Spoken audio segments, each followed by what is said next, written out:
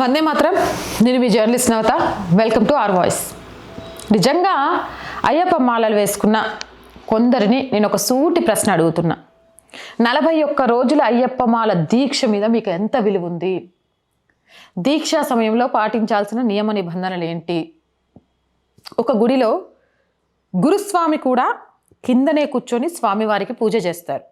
అలాంటిది మీరు గుడి ఆవరణలో ఒక ముస్లిం వ్యక్తిని చైర్లో కూర్చోబెట్టి సన్మానం చేస్తున్నారంటే ఎవరిని అవమానిస్తున్నారు? ఏంటక్క ఏమేమో మాట్లాడుతున్నావు, అసలు ఏం జరిగింది అంటే ఓ వీడియో చూపిస్తా, చూడండి. చూసిన తర్వాత మాట్లాడుకుందాం.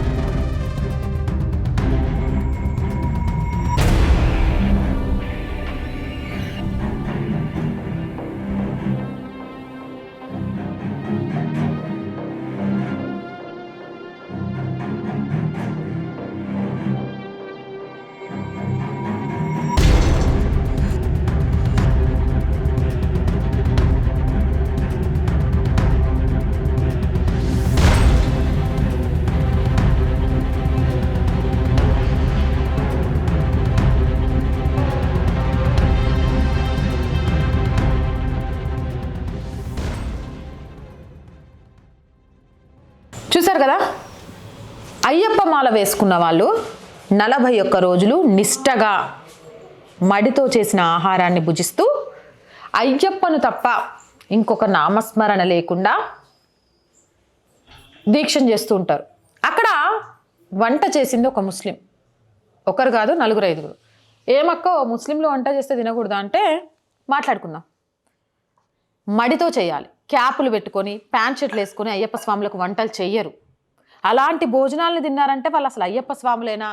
లేకపోతే కొందరు ముస్లింలు అయ్యప్ప స్వాముల వేషం వేసుకొని ఇగో హిందువుల్లో అయ్యప్ప స్వాములు కూడా సుడో సెక్యులర్లుగా మారిపోయారని చూపించడానికి ఇలాంటిది చేశారా?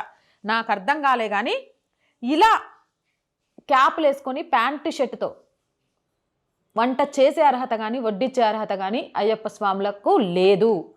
అయ్యప్ప గుడిలోకి వెళ్తే ఫస్ట్ బనియన్తో సహా తీసేయాలి, ప్రవేశం లేదు. అండ్ మడి బట్టలతో మాత్రమే వంట చేయాలి, ఆ మడితో మాత్రమే వాళ్ళకు వడ్డన చేయాలి, అలా మాత్రమే తినాలి. ఇది చూసారా, ఇదైతే ఇంకా దారుణమైంది. గుడిలో చైర్లో కూర్చోబెట్టి ముస్లిం వ్యక్తికి సన్మానం చేస్తున్నారు. గుడిలో ఎవరికైనా చైర్లో కూర్చొనే అర్హత ఉంటుందా? దేవుడి కంటే పైన కూర్చొనే అర్హత ఎవరికైనా ఉంటుందా? గుడిలో ఇలా పూలమాలలేసి చప్పట్లు కొట్టే అర్హత ఎవరికైనా ఉంటుందా? నాకు తెలిసి ఉండదు, ఉండకూడదు. దేవదేవుడి సన్నిధిలో ప్రతి పువ్వు కూడా దేవుడికే సొంతం.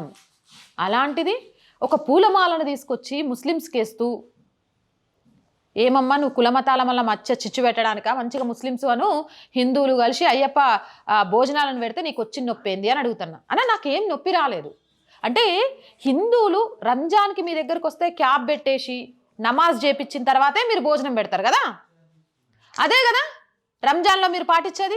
మరి అయ్యప్ప స్వాములకు మీకు నిజంగా సెక్యులర్గా మారిపోయి హిందూ అయ్యప్పలకు భోజనం పెట్టాలంటే మీరు కూడా నల్లటి బట్టలు కట్టుకోవాల్సింది. నల్లటి బట్టలు కట్టుకొని మీరు కూడా స్వామియే శరణమయ్యప్ప అని భజన చేసిన తర్వాత స్వాములకు వడ్డించి అక్కడ కూడా మీరు కూర్చొని భోజనం తినాల్సింది. మీకు విశ్వాసాల మీద నమ్మకం లేదు. మీరు చాలా గొప్పోళ్ళు అనిపించుకోవడానికి మీరు వండి పెడితే ఆ స్వాములకు ఇంకెక్కడా భోజనం దొరకనట్టు మీ దగ్గరకు వచ్చి తినేసిండ్రు. స్వామి మాల వేసుకునేటోళ్ళకి చెప్తాను, అయ్యప్ప మాల 41 రోజుల దీక్ష చాలా గొప్పది. కేరళలో ఈ రోజుకి సనాతన ధర్మం బ్రతికుంది అంటే అయ్యప్ప స్వామి వల్లే. దాన్ని అపహాస్యం చెయ్యకండి. ఇష్టం వచ్చినట్టు ఎవరు పడితే వాళ్ళు తీసుకొచ్చి పెడితే మీరు తినేసి అయ్యప్పలకు కాళ్ళు మొక్కాలి, అయ్యప్పలు దండలేసి సన్మానాలు చేయకూడదు. అది దాష్టికం, పాపం, ఘోరం, నేరం.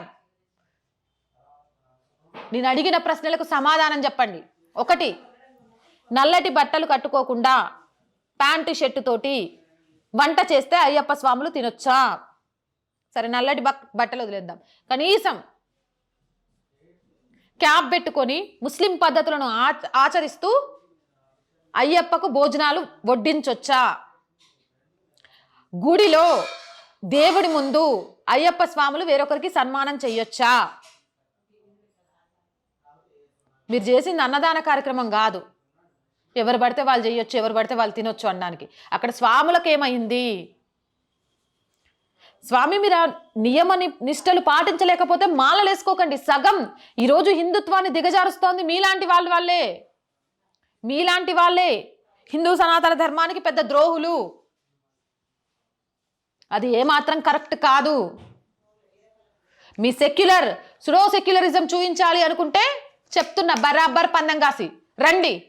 ఏ ముస్లిం వస్తాడో అయ్యప్పలకు వదిలిపెట్టడానికి స్నానం చేసి నల్ల బట్టలు కట్టుకొని వండండి, స్వామి ఏ శరణం అయ్యప్ప అనండి, భజన చేయండి, కూర్చొని అక్కడ తినండి, బొట్టు పెట్టుకోండి. ఇవేం చేయకుండా ఆ ధర్మం మీదే విలువ లేకుండా ఆ ధర్మం అంటేనే కాపిరిగా భావించే మీరు అక్కడ భోజనాలు పెట్టడం వెనుక ఆంతర్యం ఏంది? గది తెలుసుకోకుండా కూర్చొని తిన్న మా స్వాములను అనాలి. ఇలాంటి వాటితోటి హిందూ సనాతన ధర్మ ఆచార వ్యవహారాలను కాలరాస్తున్న ప్రతి ఒక్కరూ ధర్మద్రోహులే. మాల నలుగురు కోసం, ఫ్యాషన్ కోసం వేసుకోవద్దు, లేకపోతే గొప్పతనం చూయించుకోవడానికి వేసుకోవద్దు. మనసు నిండా భక్తితో మాత్రమే వేసుకోవాల్సింది. దాని విలువను రోజు రోజుకు దిగజార్చకండి. అవునంటారా కాదంటారా? నేను చెప్పిన దాంట్లో తప్పుందా? మీ అభిప్రాయం ఏంది? కామెంట్ చేయండి. మోర్ వీడియోస్ కోసం ఆర్ వాయిస్ ఛానల్ వెంటనే సబ్స్క్రైబ్ చేయండి. ఆర్ వాయిస్ పొలిటికల్ రెండు మన ఛానల్స్ ఏనండి. So please subscribe our channels. Content బాగుంది అనిపిస్తే లైక్ చేయండి, షేర్ చేయండి.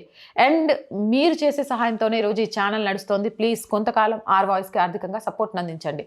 ఆర్థికంగా సపోర్ట్ చేయాలంటే సబ్స్క్రిప్షన్ పక్కనే జాయిన్ అనే బటన్ ఉంది. 1 to 4 లెవెల్స్ ఉన్నాయి. ఏదో ఒక లెవెల్లో సపోర్ట్ చేయండి. లేదా స్క్రీన్ మీద గూగుల్ పే, ఫోన్పేతో పాటు అకౌంట్ డీటెయిల్స్ ఉన్నాయి. మీకు తోచిన సహాయాన్ని అందించవచ్చు.